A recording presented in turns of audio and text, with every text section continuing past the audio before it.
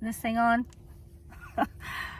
You guys, I want to talk about hope deferred. If you've been waiting for something for so long and it just doesn't seem like it's happening and you feel like giving up, don't give up. Don't lose hope. Okay? Because I know no one enjoys waiting. The waiting, we want things, especially when we get the idea or the desire or the thought and we're like, we want it now. We don't understand why we have to wait. And usually there's, you can see how important the wait was after we get something. Because, oftentimes we're not ready for what we think we want right now. So, like I said, no one enjoys the waiting. It's satisfying to get what we want. And, when we have to endure that anticipation of, for a long period of time, and it just seems so far out of reach, it's deeply disheartening, and I just want you to understand that it's okay, if you're feeling grief or despair about it, because it's an intense yearning that we have for something that just, it seems like it's taking too long to come to pass, too long to bear fruit. And, it can turn into an affliction, it can resemble a physical illness, and I know it's tempting to give up hope, especially when it seems to be taking so long, or we can become afraid of hoping for things, when we get little glimpses of hope and then it's not, we can become afraid to keep hoping or to hope in anything else again, because we're like, well, this didn't come to pass. But don't stop hoping. Okay, don't stop hoping. There's a quote I saw from Desmond Tutu. It says, hope is being able to see that there is light despite all of the darkness. In Proverbs 13:12, it says, hope deferred makes the heart sick, but a longing fulfilled is a tree of life. And, that verse really expresses the deep pain of delayed or unfulfilled desires. Because when hope is crushed, our hearts are crushed. And, but it brings hope in the last part of the verse where, but a longing fulfilled is a tree of life, because when our hopes do come to pass, it's rejuvenating for our souls. When we receive the things that we, the good things that we desire, it gives us a burst of energy and faith and joy and excitement, so there is that long suffering that does turn into joy. And, we have to take time to feel all those and to acknowledge and to feel those emotions during the wait. Because, it's okay to be sad or disappointed or, frustrated. Those are normal human emotions, while we're still believing and trying to walk by faith, we still have the human experience to battle every day, to battle with. And so it's really just a choosing to acknowledge it, but keep going, and you can't linger in those emotions. You don't want to stay there. You want to wait well, because I think that God cares about how we wait for what we're believing for. And, no matter the circumstances, hope deferred is tough. No matter what it is that you're waiting for, it's tough to wait, and it's challenging to figure out what that looks like, when we keep our eyes focused on it too, because it doesn't help us to constantly think about the things that we don't have, but it does provide us an opportunity to grow personally and to see how resilient we are, to practice being resilient, even though no one wants to practice these things and get better at, the hard thing, to really learn patience and what that means, what it looks like. So, but it's good for us. It really is. It's good for us. And so, we have to wait patiently and with confidence for if we're looking forward to something that we don't yet have. And waiting is an opportunity for us to put our faith in God. It's an opportunity to let him work in our hearts and in our characters. So while we're waiting, it'd be helpful to, shift our focus to what the things we can control. We can't even manage the outcome of our hopes, because it may be something that we're hoping for on our own accord. It may not be God's will for us.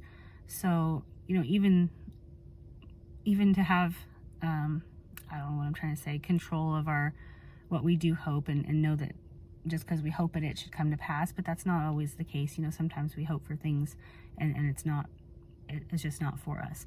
So, if you realize that it is God's will, he's spoken the promise to you, shift your focus while you're waiting, because that God is in control, and if he said it, he will do it.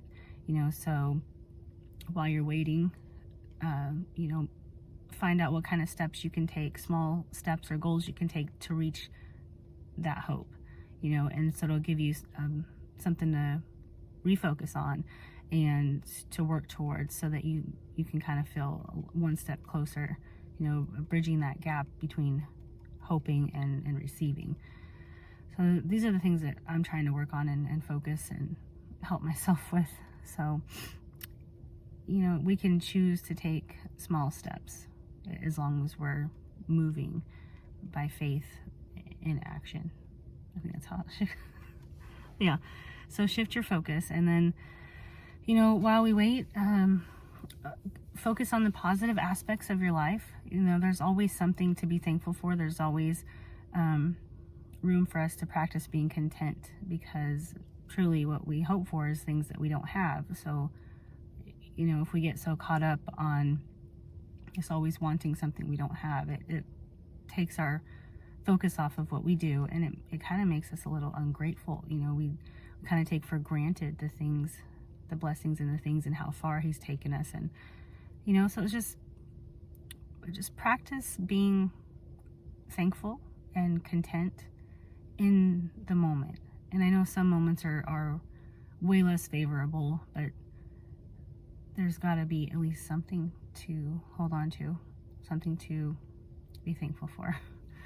I hope for you guys. So, our time is precious, and I think it's best not to waste it being so consumed and worried over something that we don't yet have. It's important to practice being present and mindful in the day, because it's a gift. Today is a gift. It's called the present. We're not guaranteed tomorrow. We don't know what tomorrow holds. So really, we can just make the best of today and keep hope alive. So I found this quote from Tom Bodett. I think that's how you say his last name. They say a person needs just 3 things to be truly happy in this world: someone to love, something to do, and something to hope for. And so it's my hope that you realize that you're not alone in the waiting. I think the verse, I can't recall what it is, but it's like these 3 remain: faith, hope, and love. And the greatest of these is love, I think. But still, hope. It's a faith, hope, and love. Like, we can't lose sight of those 3 things, And so you could quit. You could say, I'm done waiting. I'm tired of waiting. You could do that. But then, why forfeit the promise? Why forfeit the blessing? If God said it's for you, then it's for you. You have to believe it, no matter what it looks like, no matter how long it takes, because he's faithful to perform his word, to fulfill his promises to us. He will not speak something to us and then not perform it. He follows through. He's the one true thing that's faithful in this life, when everything else would fail us and let us down or change their mind. He's not a man that he should change his mind. Okay.